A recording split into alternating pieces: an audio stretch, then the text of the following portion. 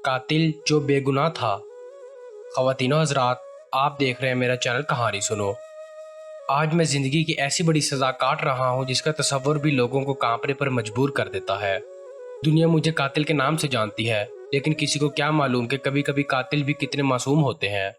यहाँ मैं अपनी मासूमियत का यकीन दिलाने नहीं आया, मगर मेरी कहानी सुनाने का मकसद ये है कि अक्सर औरतें अपनी कहानियों में मर्द को जालिम बनाकर पेश करती हैं, जबकि मेरी ज़िंदगी की बर्बादी की वजह महज एक लड़की है। उस वक्त मैं 9वीं जमात का तालिब इल्म था।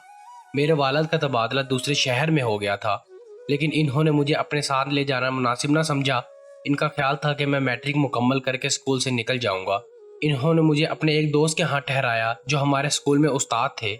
मैंने 9वीं जमात के इम्तिहानात दिए और पर्चे बहुत अच्छे किए। मुझे यकीन था कि मैं ज़रूर पास हो जाऊंगा, लेकिन एक शाम मेरे उस्ताद घर आए और कहने लगे कि मेरे पर्चे अच्छे नहीं हुए और मैं फ़ेल हो जाऊंगा। ये सुनकर मैं बहुत परेशान हो गया। सोचने लगा कि जब मैंने इम्तिहान अच्छे दिए तो फ़ेल कैसे हो सकता हूँ। इसी दौरान मेरे चचा मेरी खैरियत मालूम करने आए। मैंने इन्हें सारी बात बताई तो वो भी अफसुर्दा हो गए और उस्ताद से बात की। उस्ताद ने बताया कि इसने हेड मास्टर से कहकर मुझे पास करवा दिया है। अगले दिन जब मैं स्कूल गया तो महसूस हुआ कि सब लड़के मेरे पीछे पड़ गए हैं। वो कह रहे थे कि रात को किसी ने हेड मास्टर का दफ्तर खोला और रिजल्ट का सारा रिकॉर्ड गायब कर दिया है और अब मुझ पर शक किया जा रहा है। इस वक्त मुझे हेड मास्टर साहब ने बुला लिया। मैं इनके पास गया तो वो शदीद गुस्से में थे। इन्होंने कहा कि क्या ये चोरी मैंने की है। मैंने इनकार किया। इन्होंने दोबारा सख्त लहजे में सवाल किया और धमकी दी कि अगर सच ना बताया तो वो मुझे फेल कर देंगे। मैंने फिर इनकार किया और कहा कि मुझे कुछ मालूम नहीं, लेकिन इन्होंने मेरी एक ना सुनी और फ़ौरन मुझे स्कूल से निकाल दिया। अब मुझे अंदाज़ा हो गया कि ये सब मेरे उस्ताद की साजिश थी, जिसने पहले कहा कि मैं फेल हो रहा हूँ और बाद में दावा किया कि मुझे पास करवा दिया है। मैं घर आकर बहुत रोया। अगली सुबह जब मैं स्कूल जाने लगा तो उस्ताद ने मुझे रोका और कहा कि एक बार निकाला जा चुका हूँ, दोबारा जाऊँगा तो फिर निकाल दिया जाऊँगा। वो मेरा उस्ताद था और मैं इसका शागिर्द। ज़्यादा कुछ कह ना सका, सिर्फ इतना कहा कि ये इंसाफ नहीं है। मेरे वालिदैन कराची में हैं और मैं यहाँ पेशावर में अकेला हूँ। मुझे तालीम से महरूम ना करें। उस्ताद ने कहा कि एक शर्त है, अगर मान लो तो सब कुछ ठीक हो सकता है। मेरे लिए तालीम का सवाल था। मैंने फ़ौरन कहा कि मैं आपकी हर शर्त मानने को तैयार हूँ, बस मुझे स्कूल से ना निकाला जाए। इसने पूछा कि जहाँ मैं रहता हूँ वहाँ पड़ोस में एक लड़की रुबीना रहती है, क्या मैं इसे जानता हूँ। मैंने बताया कि हाँ, वो तो अक्सर हमारे घर मेरी अम्मी के पास आती है। उस्ताद ने कहा कि अगर वो इसे खाने पर बुलाए तो क्या वो मेरे कहने पर आ जाएगी। मैंने फ़ौरन कहा कि हाँ, अगर मैं कहूँगा तो वो ज़रूर आ जाएगी। उस्ताद ने कहा कि वो रुबीना को खाने पर बुलाना चाहता है। मैं इसे शाम की दावत दे दूँ और रात के खाने के बाद इसके घर छोड़ाऊँ। मैंने कहा कि बहुत अच्छा। मैं रुबीना के घर गया। इसकी माँ को मैं बरसों से खाला कहता था। वो मुझे बेटों की तरह समझती थी। मैंने इससे कहा, खाला जहाँ मैं अब रहता हूँ इस घर में आज एक दावत है। इस दावत में रुबीना की भी शिरकत ज़रूरी है, आप इसे इजाज़त दे दें। वो एक सीधी सादी औरत थी। बोली, क्यों नहीं बेटे, तुम मेरे बच्चों जैसे हो। रुबीना तुम्हारी बहन है, ले जाओ, लेकिन रात को जल्दी वापस छोड़ देना। मैंने वादा किया और वापस आ गया। शाम को उस्ताद ने खाना पकवाया और खुद कहीं चले गए।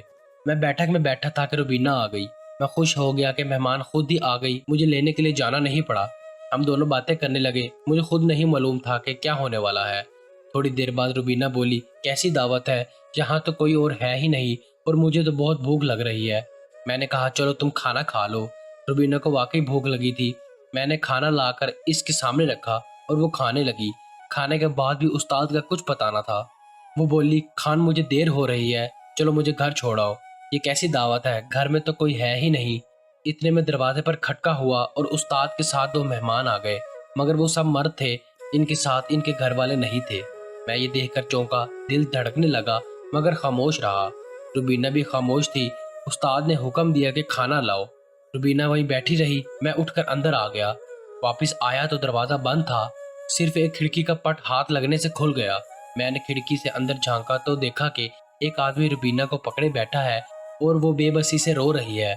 मुझे देखकर वो बोली, क्या इसलिए यहाँ लाए थे? क्या मुझे बहन नहीं समझता? क्या भाई ऐसे होते हैं? मेरी आंखों के सामने अंधेरा छा गया। खाने की ट्रे मेरे हाथ से गिर गई। वो 3 आदमी थे और मैं अकेला। मैंने चीनी की प्लेट उठाकर इन पर फेंकना शुरू कर दी। उस्ताद ने मुझे पकड़ लिया और दूसरे कमरे में धकेल दिया। हम दोनों में हाथापाई होने लगी। रुबीना की सिसकियां मेरे कानों में गूंज रही थी। इसी हाथापाई में मैं दरवाजे से पिस्तौल निकालने में कामयाब हो गया और गोली चला दी। गोली उस्ताद के सर पर लगी, वो ज़मीन पर गिर गया। मैं पिस्तौल लेकर दोबारा इस कमरे में गया जहाँ रुबीना इन दरिंदों के रहम करम पर थी।